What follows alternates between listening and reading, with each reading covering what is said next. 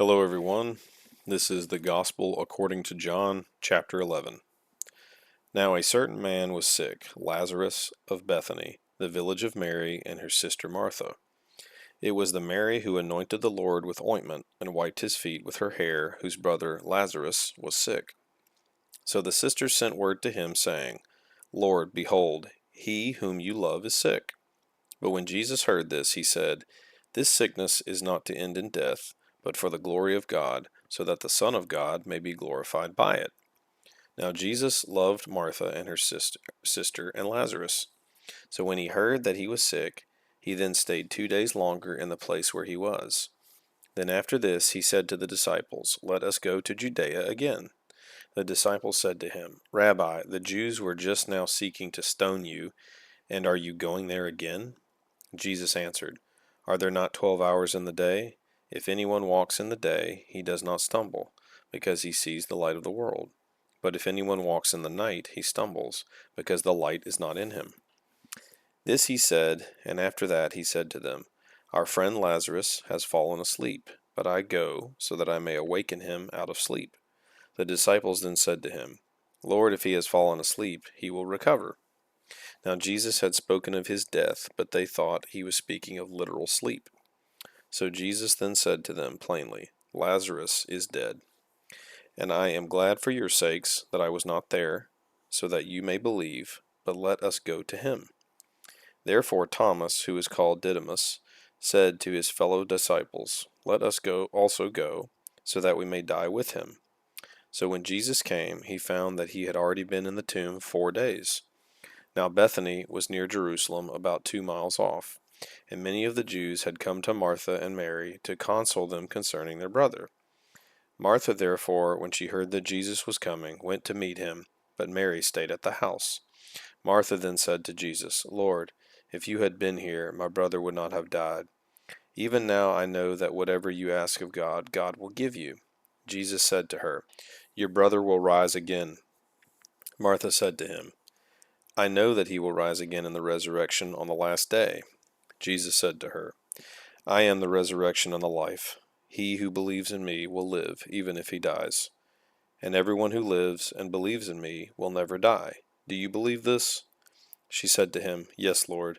I have believed that you are the Christ, the Son of God, even he who comes into the world. When she had said this, she went away and called Mary, her sister, saying secretly, The teacher is here and is calling for you. And when she heard it, she got up quickly and was coming to him. Now Jesus had not yet come into the village, but was still in the place where Martha met him. Then the Jews who were with her in the house, and consoling her, when they saw that Mary got up quickly and went out, they followed her, supposing that she was going to the tomb to weep there.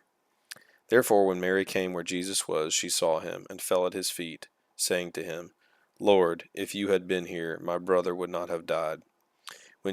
When Jesus therefore saw her weeping, and the Jews who came with her also weeping, he was deeply moved in spirit, and was troubled, and said, Where have you laid him?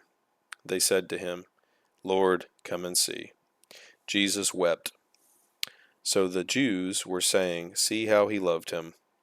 But some of them said, Could not this man who opened the eyes of the blind man have kept this man also from dying?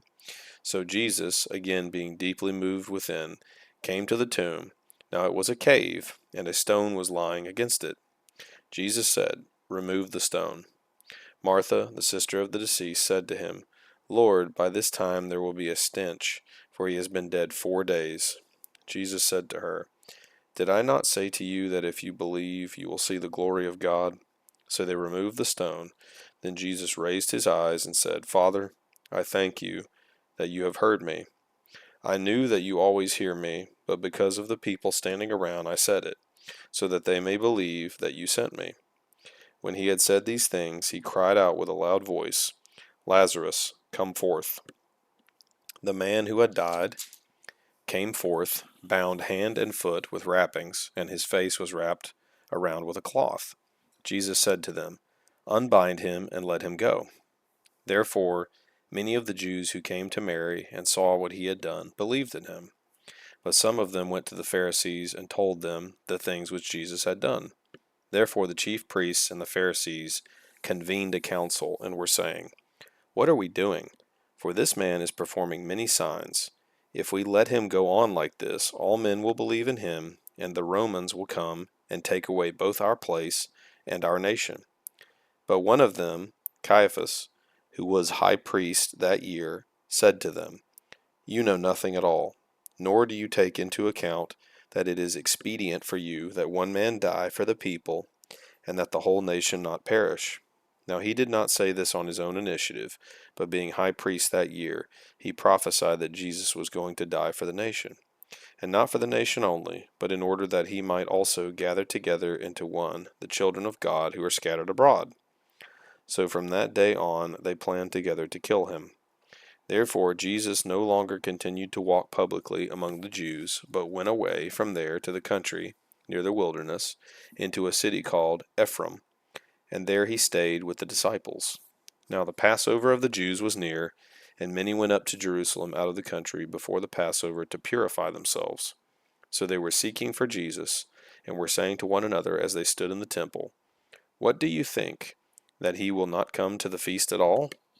Now the chief priests and the Pharisees had given orders that if anyone knew where he was to report it, so that they might seize him. Thank you everyone for listening. God bless you. I pray that God will take this reading and really be with you in your life. Thank you so much.